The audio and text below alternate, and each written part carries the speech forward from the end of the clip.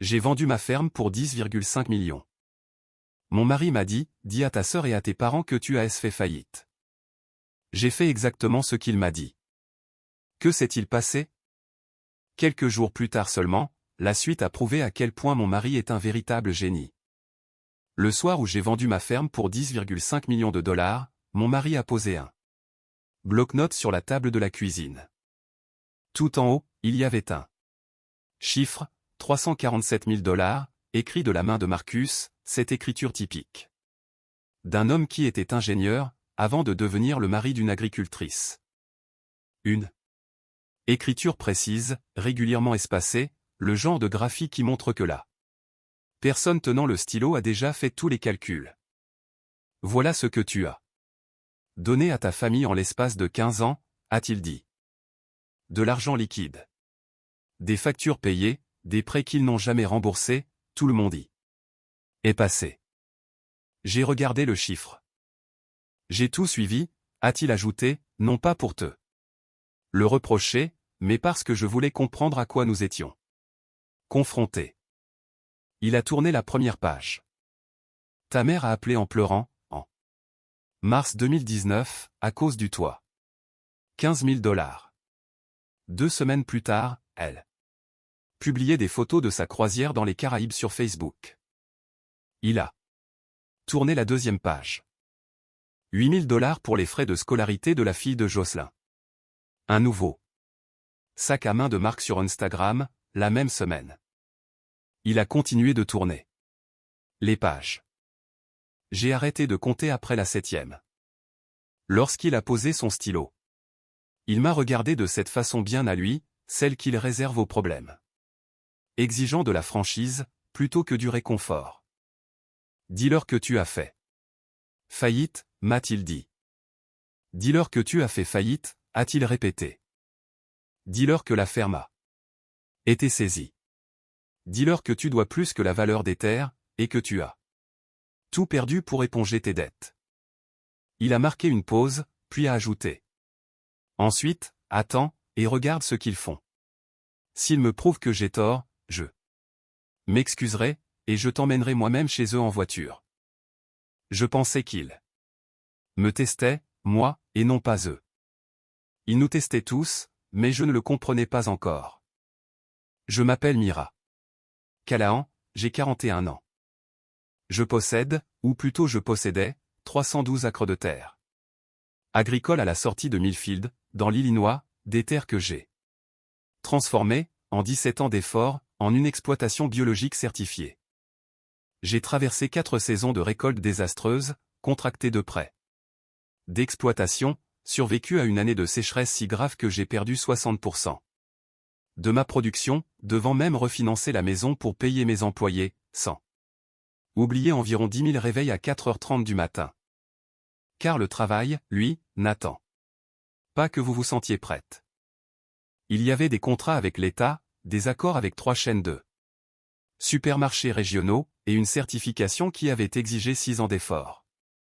C'était une entreprise qui, lorsque Meridian Agricorp s'y est intéressé, valait 10,5 millions de dollars, et dont la vente a nécessité l'intervention de 3 avocats, d'un évaluateur agricole nommé Denis Shaw, et de 4 mois de négociations acharnées pour enfin aboutir. Voilà pour la ferme. Maintenant, laissez-moi vous parler de la famille. Ma mère, Connie, a 67 ans. Elle a un don pour les larmes, un don dont je n'avais pas pleinement mesuré l'ampleur avant que Marcus ne me montre ce bloc-notes. Elle pleure de manière précise, efficace, et toujours au bon moment, des instants qui coïncident curieusement avec une facture qu'elle doit régler, ou une demande qu'elle s'apprête à formuler. Elle pleure comme d'autres utilisent une poignée de main ferme, simplement pour entamer la partie.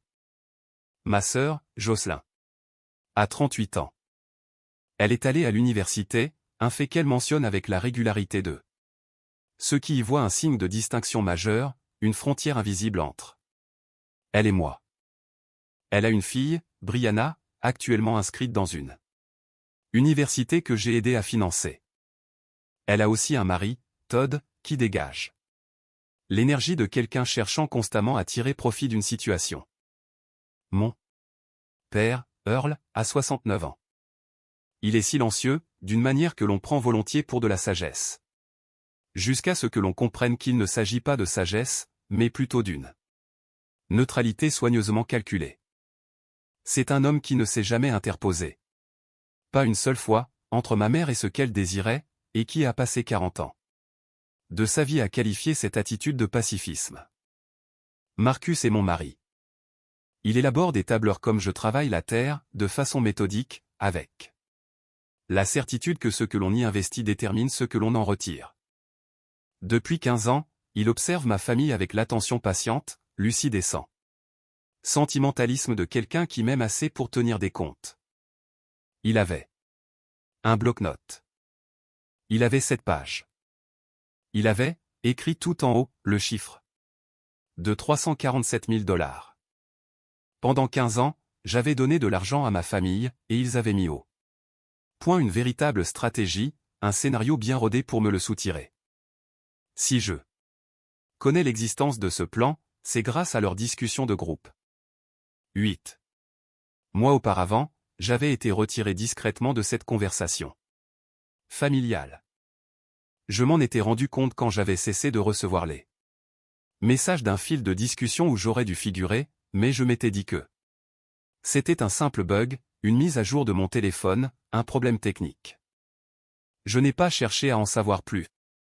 Mais le lendemain matin, après que Marcus m'a montré le bloc-notes, j'ai découvert la vérité. Quelqu'un, sans doute Jocelyn, au vu de la suite des événements, m'avait réintégré par erreur dans le groupe, pensant peut-être m'ajouter à une autre discussion. Je n'y suis resté que moins de 4 heures, avant d'être à nouveau exclu. J'ai passé ces 4 heures à remonter le fil des messages. Ma sœur à ma mère, il y a 14 mois, pleure un coup au téléphone. Elle envoie toujours l'argent, à chaque fois. La réponse de ma mère, 3 minutes plus tard, je sais. La semaine prochaine, je lui dirai que le toit fuit à nouveau. J'ai lu cela 2 fois. Puis, j'ai continué à faire défiler l'écran. Ma mère, conseillant Jocelyn sur le moment idéal, attend la fin de la récolte. Elle aura des liquidités. Ma mère à mon père, j'ai demandé 15. Elle en enverra 20 si je pleure 2 fois. Il y avait tout un fil de discussion où Jocelyn et ma mère comparaient leurs notes, analysant quelle demande suscitait la réaction la plus rapide et lesquelles nécessitaient une relance. 15 ans, 347 000 $, et ils avaient un plan d'action bien rodé. Je suis resté assise un moment à la table de la cuisine, mon téléphone posé devant moi, l'écran tourné vers le haut et la discussion ouverte. Je repensais à ce toit à 15 000 $, aux photos de la croisière dans les Caraïbes, et à ces 8 années durant lesquelles j'avais dû refinancer, restructurer et me priver de mon propre salaire lors des mauvaises saisons. Tout en trouvant toujours de quoi donner à ma mère lorsqu'elle m'appelait en larmes. Je repensais aussi au timing des récoltes, attend la fin de la récolte. Elle aura des liquidités. Puis, j'ai posé mon téléphone, et je suis allé trouver Marcus. Je suis prête, lui ai-je dit. Il savait déjà ce que je voulais dire. J'ai d'abord appelé ma mère. Maman. J'avais répété cette phrase pendant 20 minutes, mais j'ai réalisé que répéter ne changeait rien à la douleur de la prononcer. Là. Ferme. Il y a eu un problème de dette que je n'ai pas pu résoudre. Elle a été saisie. J'ai dû tout vendre pour rembourser ce que je devais. Je n'ai plus rien. Un silence s'est installé. Ce n'était pas le silence d'une mère qui encaisse une mauvaise nouvelle concernant sa fille, ni le silence de quelqu'un sous le coup du choc, cherchant des mots de réconfort. Je sais à quoi ressemble ce genre de silence. Je l'ai entendu de la bouche de Marcus dans les moments difficiles, de la part de mes voisins lors des pires années de sécheresse, et de la part de Loretta, à la coopérative céréalière, lorsqu'un jeune agriculteur perçait terre. C'était le silence de quelqu'un qui recalcule ses gains.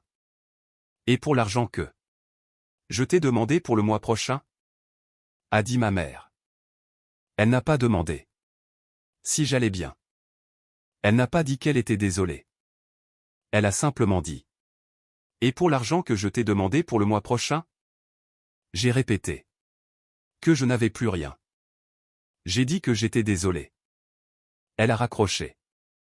Pour appeler mon père, j'imagine, afin de mettre à jour leur plan d'action. J'ai appelé Jocelyn. Mira. Sa voix, lorsqu'elle a reconnu mon numéro, avait cette chaleur si particulière de quelqu'un qui attend de bonnes nouvelles. La ferme est perdue, Jocelyn. J'ai tout perdu. Tu plaisantes. Ce n'était pas une question. C'était le ton plat de quelqu'un dont la réaction immédiate face à une catastrophe est le simple sentiment d'un dérangement personnel. Non, je ne plaisante pas. Je suis vraiment désolé. Les frais de scolarité de Brianna doivent être payés le mois prochain. Je sais. Je suis désolé, mais je ne les ai pas. Tu fais toujours ça. A-t-elle répliqué. Sa voix a changé, prenant ce ton bien précis qu'elle adopte. Dès qu'elle décide que je suis le problème. Tu trouves toujours un moyen de ramener toute l'attention sur toi. Elle a raccroché. Je suis restée assise, le téléphone à la main. Marcus se tenait sur le seuil de la cuisine. Il avait entendu les deux appels. Il n'a rien dit. Il s'est approché, a posé sa main sur mon épaule, et est resté là un instant. Cela a suffi. Ensuite, j'ai ouvert le groupe de discussion de la famille, le groupe d'origine, celui dont je faisais encore techniquement partie. Ma mère y était déjà passée. Mira a tout perdu. J'ai toujours dit que là.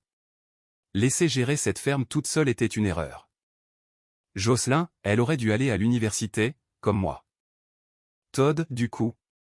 On fait comment pour l'école de Brianna? Mon père n'a rien écrit. Puis ma mère a ajouté, en lettres majuscules, que personne ne lui prête un centime. Elle s'est mise dans cette situation toute seule. J'ai fait des captures d'écran de tout, non pas pour accumuler des preuves en vue d'un plan quelconque, mais simplement parce que j'avais besoin que cette trace existe, quelque part en dehors de ma propre mémoire. Car lorsque vous êtes la personne qui, au sein d'une famille, encaisse silencieusement les coups durs depuis 15 ans, vous finissez par douter de vos propres calculs. Vous commencez à vous demander si vous ne manquez pas de générosité, ou s'il n'y a pas un contexte qui vous échappe. Vous vous demandez si ces 347 000 $ n'étaient pas, d'une certaine manière, un don consenti. Les lettres majuscules m'ont aidé à balayer ce doute. J'ai pris des captures d'écran de chaque message. 4 jours plus tard, ma mère m'a appelé pour annuler mon invitation au dîner du 40e anniversaire de mariage de mes parents. Tu traverses une période difficile, a-t-elle dit, les gens vont poser des questions, et je ne veux pas que cela gâche l'ambiance. Elle a prononcé ces mots avec ce faux ton de compassion qu'elle adopte pour les décisions qu'elle considère comme déjà scellées. Sa voix était douce, avec une légère pause après chaque phrase. J'ai répondu que je comprenais, et j'ai ajouté que j'espérais qu'il passerait une excellente soirée. J'ai raccroché. Marcus se tenait dans l'embrasure de la porte, il avait tout entendu. Je l'ai regardé et lui ai dit, je vais aller à ce dîner. Il a acquiescé d'un signe de tête, je sais. Nous n'avons pas discuté de ce qui s'y passerait, nous n'en avions pas besoin. Nous avions tous les deux compris. Dès l'instant où je lui avais décrit le silence de ma mère lors de l'appel pour la faillite, que l'histoire n'était pas terminée. Ce dîner n'était pas un événement mondain dont on cherchait à me préserver. C'était une scène sur laquelle quelque chose allait se produire, et si l'on m'en avait banni, ce n'était pas pour m'épargner une épreuve, mais pour me tenir à l'écart du public. J'ai enfilé la robe que je porte lorsque j'ai besoin de me sentir pleinement moi-même. Une robe vert foncé, bien coupée, le genre de vêtement que je m'étais offert l'année de l'obtention de la certification biologique, comme une discrète reconnaissance du fait que j'avais accompli quelque chose de concret. J'ai mis les boucles d'oreilles que Marcus m'avait offertes pour nos 10 ans de mariage. J'ai pris la route vers le Rosewood Grill à Millfield, mon mari assis à mes côtés, mon téléphone dans mon sac à main, et une copie imprimée du reçu de vente plié dans la poche intérieure de mon manteau. Le Rosewood Grill peut accueillir 80 personnes, et ma mère en avait réservé la moitié. Il y avait 40 invités répartis sur 6 tables, nappes blanches, bougies, verres en cristal, le genre d'événement qu'elle préparait depuis 6 mois, conçu pour projeter au yeux de tous les notables de Millfield une image bien précise de la famille Callahan. Mon arrivée n'est pas passée inaperçue. Ma mère m'a aperçu de l'autre bout de la pièce, et son visage a laissé transparaître une émotion complexe et fugitive. Rapidement masquée par un sourire d'hôtesse de maison. Elle s'est avancée vers moi avec la chaleur forcée d'une femme décidée à prouver que ma présence restait gérable. Mira, je ne t'attendais pas, a-t-elle commencé. Je ne voulais pas rater ça, ai-je répondu. Marcus a serré la main de mon père. Mon père a prolongé la poignée de main un instant de plus que d'ordinaire.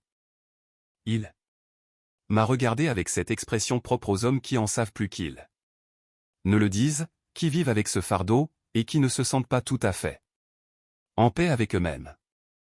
J'ai enregistré cette expression, je l'ai gardée dans un coin de ma tête. Le dîner a suivi son cours.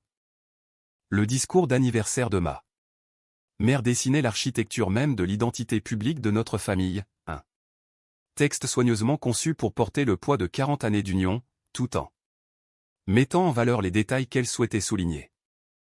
Elle a parlé longuement de Jocelyn, diplômé de l'université, mère formidable.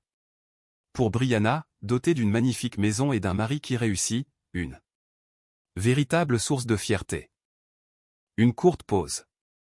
Si vous voulez plus d'histoire de ce genre avec une meilleure qualité, le lien vers mon Spotify est dans la description. L'assemblée écoutait attentivement. Puis, elle a jeté un regard vers moi et Mira.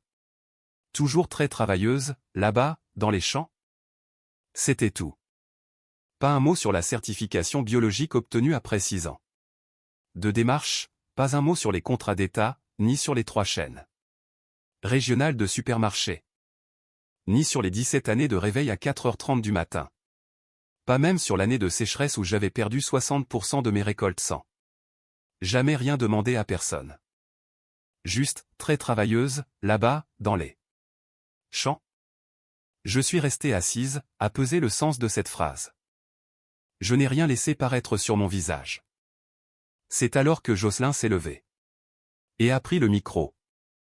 Elle est d'acheter une maison à Maple Ridge, le plus beau lotissement du comté de Millfield. Façade en pierre de taille, garage. Pour 3 voitures, le genre d'adresse qui en impose dans une ville où tout le monde connaît chaque rue. Elle en a parlé longuement, décrivant le quartier, décrivant le secteur scolaire. Puis, elle s'est tournée vers moi. Elle a posé sa main sur son cœur. Mira, a-t-elle dit, avec cette tendresse mesurée de quelqu'un qui s'est longuement exercé devant un miroir. Je sais que les temps sont particulièrement durs pour toi en ce moment. Je veux que tu saches que, lorsque nous emménagerons dans notre nouvelle maison, Marcus et toi pourrez louer notre ancien logement. Tarif familial. Des murmures ont parcouru la salle, et quelqu'un a même sorti un mouchoir. L'annonce de Jocelyn prenait tout son éclat grâce à l'ombre qui se profilait derrière elle, ma détresse rendait sa générosité éclatante. Je n'étais plus une personne à cette table, j'étais simplement le contraste dont elle avait besoin pour faire briller son propre succès. Je suis restée assise.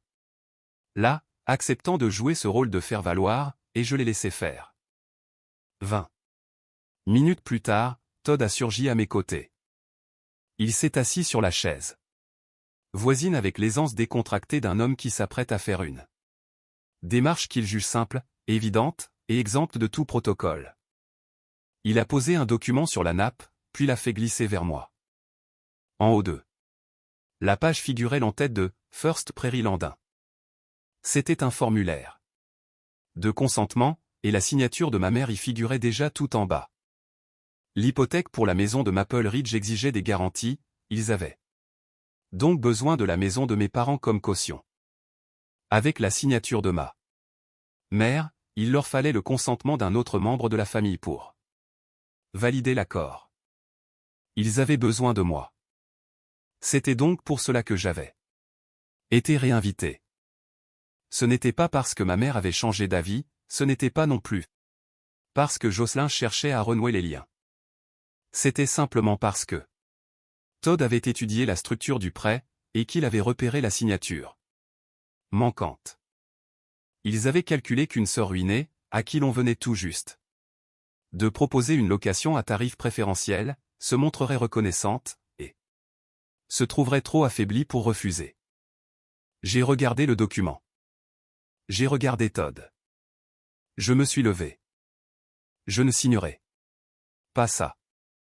En 4 enjambées, Jocelyn a traversé la pièce, car elle bouge très vite dès que ses intérêts sont menacés. C'est une simple formalité, Mira.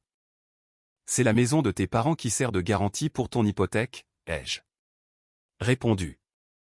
Si jamais vous avez un problème avec les traites de Maple Ridge, ils perdront la maison dans laquelle ils vivent depuis 40 ans. Tout se passera bien. Tu n'as rien expliqué à personne. Tu m'as invité ici non pas pour fêter l'anniversaire de mariage de nos parents, mais parce que tu as besoin de mon nom sur ce contrat de prêt. J'ai gardé une voix calme, posée. Autour de nous, les tables les plus proches s'étaient tues. Je n'ai été invité qu'au moment où vous aviez besoin de ma signature. Quand vous n'aviez besoin de rien, vous avez annulé mon invitation.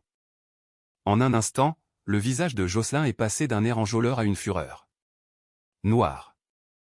Tu n'avais de la valeur que parce que tu avais de l'argent. Sa voix portait le poids d'un ressentiment contenu depuis des années, qu'elle décidait enfin d'extérioriser. C'est l'unique raison pour laquelle on s'intéressait à toi, et maintenant, tu n'as plus rien. Alors, qu'est-ce que tu es aujourd'hui? Mira? Qu'est-ce que tu es, au juste, maintenant? La pièce s'est figée. À la table numéro 3, cette table ronde située près de la fenêtre où étaient installés les plus anciens habitants de Millfield, Loretta Sims s'est levée. À 75 ans, cette institutrice à la retraite incarne la conscience morale du comté. Depuis 40 ans, avec cette autorité tranquille propre à ceux qui ont gagné le droit de parler. Elle a regardé Jocelyn. Tu viens de déclarer devant toute cette assemblée, a dit Loretta, que ta sœur n'avait de valeur qu'à travers son argent. Elle a laissé ces mots résonner dans le silence. Est-ce que tu t'es entendu parler? Le silence était absolu dans la pièce. Et j'ai plongé la main dans mon sac. Je ne suis pas ruiné. Ces mots sont tombés dans le silence comme une pierre jetée dans une eau calme. J'ai déplié le document sorti de la poche intérieure de mon manteau. C'était le reçu de vente. Avec l'entête de Meridian Agricorp. La date, la superficie des terres, et le montant inscrit tout en bas, 10 500 000 $. Je l'ai posé bien à plat sur la table. J'ai vendu la ferme il y a 3 semaines. Mon mari m'a demandé de vous dire que j'avais tout perdu, non pas pour vous tromper, mais pour voir comment vous alliez réagir. Le visage de ma mère a pris la couleur de la vieille farine. En moins de 24 heures. Maman, tu as annulé mon invitation à ce dîner. Jocelyn, tu as bloqué mon numéro, puis tu l'as débloqué dès que tu as eu besoin d'une signature. J'ai pris mon téléphone, et j'ai ouvert les captures d'écran. Sur la discussion de groupe de la famille, juste après mon appel pour vous dire que j'avais tout perdu, maman a écrit que personne ne lui prête un centime. Elle s'est mise dans cette situation toute seule. J'ai brandi mon téléphone, l'écran était lisible à 2 tables de là. J'ai vu Nancy Feldman porter la main à sa bouche, j'ai vu Barbara Jenkins se pencher en avant, et j'ai vu Loretta, toujours debout, se figer complètement. Papa, ai-je dit en me tournant vers mon père. Il était assis à la table d'honneur, ses mains posées à plat sur la nappe, immobile. Il y a 6 mois. Ton contact au bureau d'évaluation du comté t'a informé que Meridian Agricorp s'intéressait de près à mes terres. Tu as transféré ce courriel à maman, et ni l'un ni l'autre ne m'en avait parlé. Mon père n'a rien répondu, il n'avait pas besoin de parler. Ce silence valait toutes les réponses. Vous saviez que quelqu'un voulait m'acheter la ferme pour des millions, ai-je poursuivi, et pourtant, vous avez continué à me demander de l'argent. Parce que vous saviez que, le jour où je la vendrai et que j'aurai une vraie sécurité financière, j'aurai enfin le pouvoir de vous dire non. Votre stratégie ne fonctionne que si je flirte constamment avec la ruine. Marcus s'est levé de sa chaise, puis a boutonné sa veste. Un seul bouton, le geste calme d'un homme qui met un point final à une affaire. Il a posé sa main dans mon dos. Todd, lui, était déjà sur le pas de la porte. Il était parti sans tambour ni trompette, ce qui restera sans doute l'action là plus honnête de sa part durant toute cette soirée. Nous sommes sortis ensemble. Marcus et moi, nous frayant un chemin au milieu des nappes blanches, des verres en cristal, et de ces 40 personnes venues célébrer les 40 ans de mariage d'un couple, mais qui avait plutôt découvert les dessous inavouables de cette famille. Derrière nous, la pièce est restée plongée dans le silence. Ma famille, enfin, n'avait plus rien à mettre en scène. 6 mois plus tard, le projet de maison à Maple Ridge est tombé à l'eau. First Prairie Landing a refusé d'accorder l'hypothèque, le montage de la garantie financière ayant échoué. J'ai appris ce détail par Loretta, qui est toujours au courant de tout à Millfield. Dans les 2 jours ouvrables qui suivent un événement, Jocelyn et Todd vivent toujours dans leur maison actuelle, qui n'est pas une location, et c'est très bien ainsi. Le dîner du 40e anniversaire de mariage de mes parents a fait l'objet d'un article dans la chronique mondaine de la Gazette de Millfield.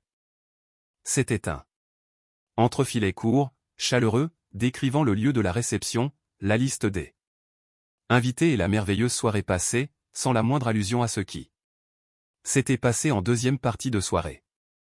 Les journaux locaux des petites villes se spécialisent dans la version des faits que les gens souhaitent préserver. Quant aux 347 000 $ notés sur le bloc-notes de Marcus, je ne cherche nullement à les récupérer. Ce n'est pas une dette que je cherche à recouvrer un jour.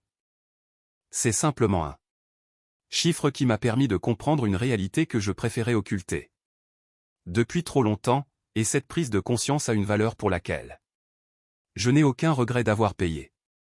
Mon père m'a appelé en octobre, et nous avons parlé pendant 9 minutes. Il m'a dit qu'il aurait dû me parler de l'intérêt de Meridian. J'ai répondu que oui, en effet, il aurait dû le faire.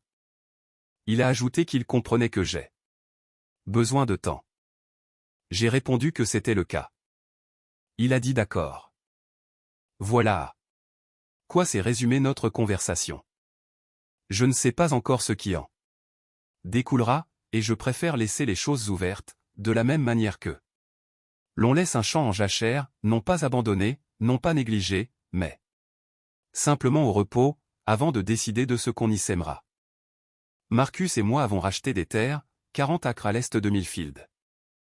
C'est plus petit que mon ancienne exploitation, et le profil du sol est différent, ce qui demandera plus d'efforts les premières années pour en faire quelque chose. Nous avons un plan d'action bien établi, nous avons un calendrier précis, et nous possédons cette énergie ciblée, propre à ceux qui savent bâtir à partir de rien, tout simplement parce qu'ils l'ont déjà fait par le passé. À 4h30 du matin, il fait encore nuit noire. Je me réveille toujours à cette heure-là, le travail, lui, n'attend toujours pas, et moi non plus.